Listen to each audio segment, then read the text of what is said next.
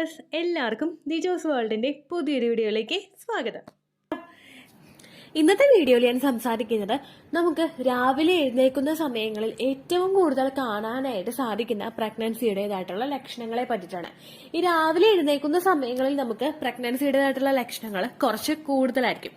അങ്ങനെ ഉണ്ടാവാനായിട്ടുള്ള കാരണം എന്ന് പറയുന്നത് നമ്മൾ രാവിലെ എഴുന്നേൽക്കുന്ന സമയത്ത് നമ്മുടെ യൂറിനിലും അതുപോലെ തന്നെ നമ്മുടെ ശരീരത്തിലും ഉണ്ടാകുന്ന ഹോർമോൺസിന്റെ അളവെന്ന് പറയുന്നത് കുറച്ച് കൂടുതലായിരിക്കും.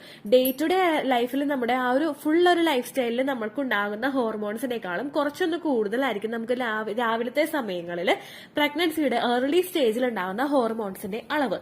അതുകൊണ്ട് തന്നെ നമുക്കുണ്ടാകുന്ന ലക്ഷണങ്ങളും ഏറ്റവും കൂടുതൽ പല സ്ത്രീകളിലും അനുഭവപ്പെടുന്നത് രാവിലെയുള്ള സമയങ്ങളിലായിരിക്കും. അപ്പൊ അത് ഏതൊക്കെ ലക്ഷണങ്ങളാണെന്ന് നമുക്ക് നോക്കാം. വീഡിയോ നമുക്ക് സ്റ്റാർട്ട് ചെയ്യാം. മോർണിംഗ് സിക്നസ് എന്നൊരു ടേമിനെ പറ്റി നിങ്ങൾ എല്ലാവരും കേട്ടിട്ടുണ്ടാകും. മോർണിംഗ് സിക്നസ് എന്ന് പറയുന്നത് പ്രഗ്നന്റ് ആയിട്ടുള്ള സ്ത്രീകൾക്ക് എപ്പോഴും ഉണ്ടാകുന്ന ബുദ്ധിമുട്ടുകളാണ്. മോർണിംഗ് സിക്നസ് എന്ന് പറയുമ്പോൾ രാവിലെ ഉണ്ടാകുന്ന അസുഖങ്ങൾ, രോഗാവസ്ഥകൾ. ഈ മോർണിംഗ് സിക്നസ് എന്നുള്ള കാര്യം നമുക്ക് ഏറ്റവും കൂടുതൽ ഉണ്ടാകുന്നത് ഫസ്റ്റത്തെ ട്രൈമസ്റ്റർ സമയങ്ങളിലായിരിക്കും. നമ്മൾ രാവിലെ ഉറക്കം എഴുന്നേറ്റ് വരുന്ന സമയങ്ങളിൽ ഞാൻ തുടക്കത്തിൽ പറഞ്ഞതുപോലെ തന്നെ നമ്മുടെ പ്രഗ്നൻസി ഹോർമോൺസിന്റെ അളവ് നമ്മുടെ ശരീരത്തിൽ കൂടുതലായിരിക്കും. അതുകൊണ്ടാണ് മോർണിംഗ് സിക്നസ് എന്നുള്ളൊരു ടേം അവിടെ വന്നതും അതുപോലെ തന്നെ മോർണിംഗിൽ നമുക്ക് ലക്ഷണങ്ങൾ കണ്ടു തുടങ്ങുന്നത്.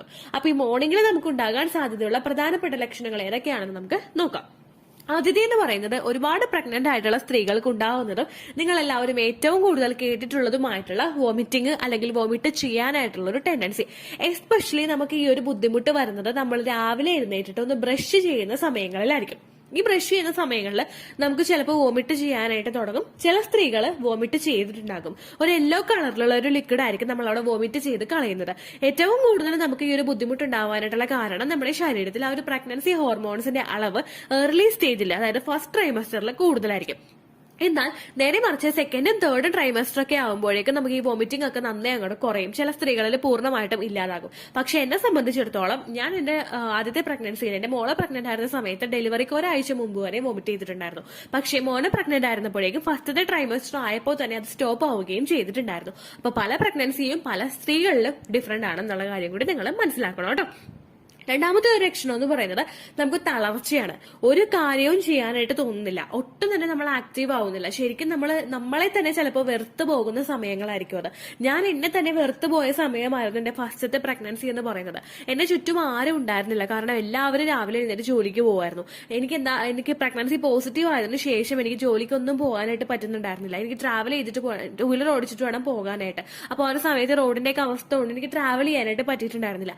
ഇവരെല്ലാവരും ഇവിടെ നിന്ന് ഒരു 8 മണിയൊക്കെ ആകുമ്പോഴേക്കും എല്ലാവരും വീട്ടിൽ നിന്ന് പോയിട്ടുണ്ടാകും. അതിനുശേഷം ഏകദേശം ഒരു 8 മണി തൊട്ട് ഞാനൊരു 5:30 വരെയുള്ള സമയം, തിരിച്ച ആൾക്കാർ വരുന്ന ഒരു സമയം വരെ ഞാൻ കംപ്ലീറ്റ് മൂടിയായിരുന്നു. ഒന്നും ചെയ്യാനായിട്ട് ഒരു ആഗ്രഹവും എനിക്കുണ്ടായിരുന്നില്ല. ഞാൻ എന്നെ തന്നെ വെറുത്ത് പോയിട്ടുണ്ടായിരുന്നു. ആ ഒരു സമയത്ത് നമുക്ക് ഒന്നും ചെയ്യാനായിട്ടുള്ള ഒരു താല്പര്യം ഉണ്ടായിരുന്നു. നമ്മൾ എക്സ്ട്രീം ആയിട്ട് ടയേർഡ് ആയിട്ടുള്ളതും ഏറ്റവും കൂടുതൽ നമുക്ക് തളർച്ച ഉണ്ടാകുന്ന ഒരു സമയമായിരിക്കും ആ ഒരു സ്റ്റേജ് എന്ന് പറയുന്നത്.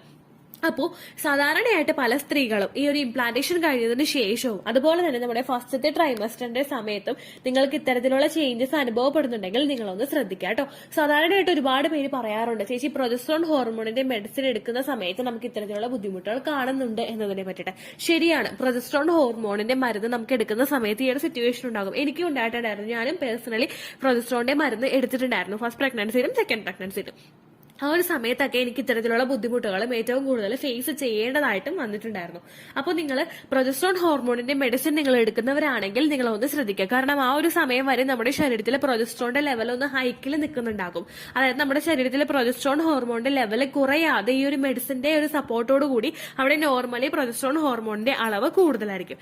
എന്നാൽ നേരെ മറിച്ച് പ്രൊജസ്ട്രോൺ ഹോർമോണിന്റെ ലെവൽ നമ്മുടെ ശരീരത്തിൽ ഒന്ന് നല്ലപോലെ ഒന്ന് കുറയുന്ന ആ ഒരു സമയത്ത് നമുക്ക് ഇത്തരത്തിലുള്ള ലക്ഷണങ്ങളും ഈ ഒരു കാരണം കൊണ്ടാണ് ഉണ്ടായതെങ്കിൽ അത് അവിടെ കുറയുകയും ചെയ്യും. അതുകൊണ്ടാണ് പ്രൊജസ്ട്രോണിന്റെ മരുന്ന് എടുത്ത് നിർത്തി കഴിയുമ്പോഴേക്കും നമുക്ക് അത്തരത്തിലുള്ള ബുദ്ധിമുട്ടുകളൊക്കെ ഒന്ന് കുറയാനായിട്ടുള്ള പ്രധാനപ്പെട്ട ഒരു കാരണം.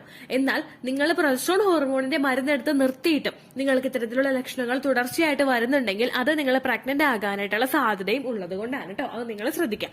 മൂന്നാമത്തെ ഒരു ലക്ഷണം എന്ന് പറയുന്നത് നമുക്ക് ഗ്യാസ് കയറുക. ഫ്രീക്വന്റ് ആയിട്ട് നമുക്ക് ഇങ്ങനെ ഗ്യാസ് വന്നുകൊണ്ടിരിക്കുക. നമ്മൾ ഭക്ഷണം കഴിച്ചിട്ട് ഭക്ഷണം കഴിക്കാതെ കുറച്ചു നേരം ഇരുന്നാലും പെട്ടെന്ന് ഗ്യാസ് വരിക, പെട്ടെന്ന് വയറങ്ങട് നിറയുന്നത് പോലെ നമുക്ക് അനുഭവപ്പെടുക.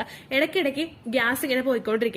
ഗ്യാസ് നമുക്കിപ്പോൾ പോകുന്നത് മേളിൽ കൂടെ ആയാലും താഴെ കൂടെ ആയാലും ഇങ്ങനെ ഗ്യാസ് നമുക്കിങ്ങനെ ഫ്രീക്വന്റ് ആയിട്ട് നമുക്കിങ്ങനെ ബർപ്പ് ചെയ്തുകൊണ്ടിരിക്കുന്നതായിട്ടുള്ള സെൻസേഷൻ നമുക്ക് വരിക. അതുപോലെ തന്നെ നമുക്ക് നെഞ്ച് നല്ലതുപോലെ ഇരിയാം. നെഞ്ചരിച്ചിൽ നമുക്ക് പ്രധാനമായിട്ടും വരുന്നത് നമുക്ക് ഗ്യാസിന്റെ കംപ്ലൈന്റ് വരുന്നത് കൊണ്ടാണ് കേട്ടോ.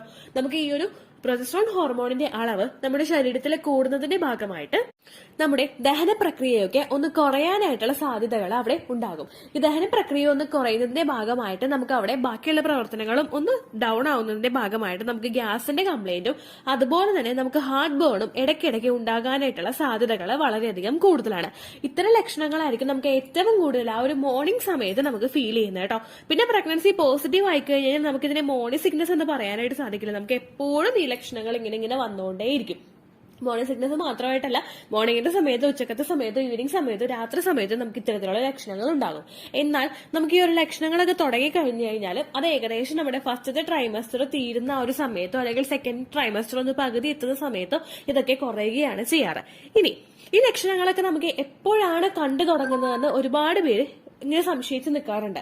നമുക്ക് ഏറ്റവും കൂടുതൽ ഈ ലക്ഷണങ്ങളൊക്കെ കണ്ടുവരുന്നത് നമ്മുടെ ഒരു പ്രഗ്നൻസിയുടെ ഒരു 4ാമത്തെ ആഴ്ചയിലായിരിക്കും. പ്രഗ്നൻസിയുടെ 4ാമത്തെ ആഴ്ച എന്ന് പറയുന്നത് നമ്മൾ കൺസീവ് ആയിട്ടുള്ള 2ാമത്തെ ആഴ്ച, അതായത് നമുക്ക് ഓവുലേഷൻ കഴിഞ്ഞിട്ടുള്ള 2ാമത്തെ ആഴ്ച. ഏകദേശം ഓവുലേഷൻ കഴിഞ്ഞിട്ട് ഒരു 6 to 12 ഡേയ്സിനകത്താണ് നമുക്ക് ഇംപ്ലാന്റേഷൻ ഉണ്ടാവുന്നതെന്ന് എല്ലാവർക്കും തന്നെ അറിയാലോ.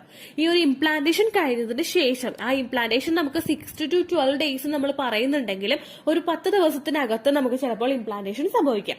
ഈ 10ാമത്തെ ദിവസം മുതൽ നമ്മളൊരു 2 വീക്സ് എന്നൊക്കെ പറയുമ്പോഴേക്കും നമുക്ക് ഏകദേശം നമ്മൾ പീരിയഡ്സ് മിസ്സാകുന്ന ആ ഒരു സമയം കൊള്ളിച്ചിട്ടൊക്കെ പല സ്ത്രീകളിലും പ്രഗ്നൻസിയുടേതായിട്ടുള്ള ലക്ഷണങ്ങൾ കണ്ടുവരാറുണ്ട്.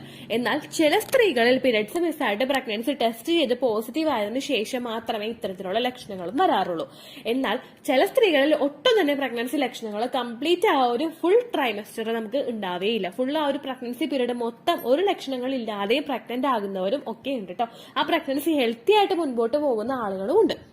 അപ്പൊ അതുകൊണ്ട് തന്നെ ഇപ്പൊ ഒരു ലക്ഷണം നിങ്ങൾക്ക് ഇല്ല എങ്കിൽ, മോർണിംഗ് സിക്നസിന്റെ ഒരു ലക്ഷണവും നിങ്ങൾക്ക് കാണുന്നില്ല, വൈറ്റ് ഡിസ്ചാർജ് ഒന്നും തന്നെ നിങ്ങൾക്കില്ല, അങ്ങനെയുള്ള ബുദ്ധിമുട്ടുകൾ നിങ്ങൾക്ക് ഇല്ലെങ്കിൽ കൂടി തന്നെ നിങ്ങൾ പ്രഗ്നന്റ് ആണ് എന്നറിയാൻ വേണ്ടിയിട്ട് പീരിയഡ്സ് മിസ് ആകുന്നത് വരെ നിങ്ങൾ വെയിറ്റ് ചെയ്ത് നോക്കുക. പീരിയഡ്സ് മിസ് ആയതിനു ശേഷം ഒരു 2 വീക്സ് സമയം നമ്മൾ പറയുന്നുണ്ടെങ്കിൽ കൂടി തന്നെ പീരിയഡ്സ് മിസ് ആയിട്ട് ഒരു 5 ദിവസം കഴിഞ്ഞിട്ട് നിങ്ങൾ പ്രഗ്നൻസി ടെസ്റ്റ് ചെയ്ത് നോക്കുക. ബ്ലഡ് ടെസ്റ്റ് ആണ് ചെയ്യുന്നതെങ്കിൽ നിങ്ങൾക്ക് നേരത്തെ തന്നെ ചെയ്യാവുന്നതാണ്. കൃത്യമായിട്ടുള്ള റിസൾട്ട് ബ്ലഡ് ടെസ്റ്റിൽ കിട്ടും. എന്നാൽ യൂറിൻ പ്രഗ്നൻസി ടെസ്റ്റ് കിറ്റ് ഉപയോഗിച്ച് UPT ആണ് നിങ്ങൾ ചെയ്തതെങ്കിൽ, നിങ്ങൾ വീട്ടിൽ കാർഡ് മേടിച്ചിട്ടാണ് ടെസ്റ്റ് ചെയ്യുന്നതെങ്കിൽ അറ്റ്ലീസ്റ്റ് ഒരു 5 ദിവസം വരെ നിങ്ങൾ വെയിറ്റ് ചെയ്യുക. കാരണം നിങ്ങളുടെ യൂറിൻ പ്രഗ്നൻസി ടെസ്റ്റ് കിറ്റിൽ ഡിറ്റക്ട് ചെയ്യാൻ പാകത്തിനുള്ള ലെവലിൽ അത് എത്തിക്കഴിഞ്ഞാൽ മാത്രമേ ആ ഒരു ടെസ്റ്റ് കിറ്റിൽ കറക്റ്റ് ആയിട്ടുള്ള ലൈൻ കിട്ടുള്ളൂ. ഇല്ലെങ്കിൽ നിങ്ങൾക്ക് ഫെയിൻഡ് ലൈനോ അല്ലെങ്കിൽ ഫേക്ക് പോസിറ്റീവ് ലൈനോ നിങ്ങൾക്ക് കിട്ടാനായിട്ടുള്ള സാധ്യതയും വളരെയധികം കൂടുതലാണ് കേട്ടോ. ഇത്രയേ ഉള്ളൂ വീഡിയോ. യൂസ്ഫുൾ ആയി കാണുമെന്ന് വിശ്വസിക്കുന്നു. യൂസ്ഫുൾ ആവുന്നുണ്ടെങ്കിൽ ലൈക്ക് ചെയ്യുക, ഫ്രണ്ട്സിനൊക്കെ ഷെയർ ചെയ്ത് കൊടുക്കുക കേട്ടോ. എന്തെങ്കിലും സംശയം ഉണ്ടെങ്കിൽ നിങ്ങൾ കമന്റ്സിൽ ചോദിക്കുക. പണ്ടത്തെ വീഡിയോയ്ക്ക് കമന്റ്സ് ഇടുന്നവർക്ക് റിപ്ലൈ ലഭിക്കുന്നില്ലെങ്കിൽ ലേറ്റസ്റ്റ് ആയിട്ട് ഞാൻ ഏത് വീഡിയോ ആണ് അപ്ലോഡ് ചെയ്യുന്നത് അതിന് താഴെ കമന്റ് ഒന്ന് കോപ്പി പേസ്റ്റ് ചെയ്യാനായിട്ട് ശ്രദ്ധിക്കുക കേട്ടോ. അതുപോലെ ഓവുലേഷൻ ഡേറ്റ് കാൽക്കുലേറ്റ് ചെയ്ത് തരാനായിട്ട് റിക്വസ്റ്റ് ചെയ്യുന്ന ആളുകൾ എത്രയാണോ സൈക്കിൾ ലെങ്ത് അത് മെൻഷൻ ചെയ്യാനായിട്ട് ശ്രദ്ധിക്കുക. സൈക്കിൾ ലെങ്ത് എന്നതുകൊണ്ട് ഉദ്ദേശിച്ചത് ഓരോ മാസവും എത്ര ദിവസം കൂടുമ്പോഴാണോ ബ്ലീഡിങ് വരുന്നത് അതാണ് സൈക്കിൾ ലെങ്ത്. കഴിഞ്ഞ മാസം ഒരു 8-ാം തീയതിയാണ് ബ്ലീഡിങ് ആയതെങ്കിൽ ഈ മാസം 6-ാം തീയതിയാണ് ബ്ലീഡിങ് ആയതെങ്കിൽ കഴിഞ്ഞ മാസം 8-ാം തീയതി മുതൽ ഈ മാസം 6-ാം തീയതി വരെ എത്ര ദിവസമുണ്ടോ അത് കാലണ്ടറിൽ എണ്ണി തിട്ടപ്പെടുന്നതാണ് നിങ്ങളുടെ സൈക്കിൾ ലെങ്ത്. സൈക്കിൾ ലെങ്ത് നമ്മൾ കൃത്യമായിട്ട് കാൽക്കുലേറ്റ് ചെയ്യുകയാണെങ്കിൽ ഓവുലേഷൻ ഡേറ്റ് എളുപ്പത്തിൽ കണ്ടുപിടിക്കാൻ വേണ്ടിയിട്ട് ഒരുപാട് ആപ്ലിക്കേഷൻസും ഒരുപാട് ഓൺലൈൻ ആയിട്ടുള്ള വെബ്സൈറ്റുകളും ഇന്ന് നമുക്ക് അവൈലബിൾ ആണ്. പ്ലേ സ്റ്റോറിൽ പോയിട്ട് ഓൺലൈൻ ഓവുലേഷൻ ട്രാക്കർ എന്ന് ടൈപ്പ് ചെയ്ത് കഴിഞ്ഞാൽ നിങ്ങൾക്ക് അതുമായിട്ട് ബന്ധപ്പെട്ടിട്ടുള്ള ആപ്ലിക്കേഷൻസ് കിട്ടും. അത് പറ്റുന്നില്ല എങ്കിൽ ഗൂഗിളിൽ പോയിട്ട് ഓൺലൈൻ ഓവുലേഷൻ കാൽക്കുലേറ്റർ എന്ന് ടൈപ്പ് ചെയ്ത് കഴിഞ്ഞാൽ അതുമായിട്ട് ബന്ധപ്പെട്ടിട്ടുള്ള വെബ്സൈറ്റുകൾ നിങ്ങൾക്ക് കിട്ടും. അതിൽ നിങ്ങളുടെ ലാസ്റ്റ് മന്തിലെ മെൻസ്ട്രേഷൻ്റെ ഡേറ്റും ഒപ്പം ഞാൻ ഈ പറഞ്ഞ രീതിക്ക് നിങ്ങൾ കാൽക്കുലേറ്റ് ചെയ്യുന്ന സൈക്കിൾ ലെങ്ത്തും എൻ്റർ ചെയ്ത് കൊടുക്കുകയാണെങ്കിൽ നിങ്ങൾക്ക് കൃത്യമായിട്ട് ഓവുലേഷൻ ഡേറ്റ് കണ്ടുപിടിക്കാനായിട്ട് സാധിക്കും. ഫെർട്ടൈൽ ടൈം പീരീഡും നിങ്ങൾക്ക് കിട്ടും. അതായത് എത്ര ദിവസം മുതൽ കോൺടാക്ട് ചെയ്ത് തുടങ്ങിക്കഴിഞ്ഞാൽ നിങ്ങൾ പ്രഗ്നൻ്റ് ആകും എന്നുള്ളൊരു ഡേറ്റും നിങ്ങൾക്ക് പ്രോപ്പറായിട്ട് കിട്ടും കേട്ടോ. ഇത് കാൽക്കുലേറ്റ് ചെയ്യുന്ന സമയത്ത്, സൈക്കിൾ ലെങ്ത് കാൽക്കുലേറ്റ് ചെയ്യുന്ന സമയത്ത് നിങ്ങളുടെ ആ ഒരു കലണ്ടറിൽ നോക്കി തന്നെ നിങ്ങൾ കാൽക്കുലേറ്റ് ചെയ്യുക. പല മാസങ്ങളിലും 30-31 ദിവസമുണ്ട്, അതുകൊണ്ടാണ് അങ്ങനെ പറഞ്ഞത്.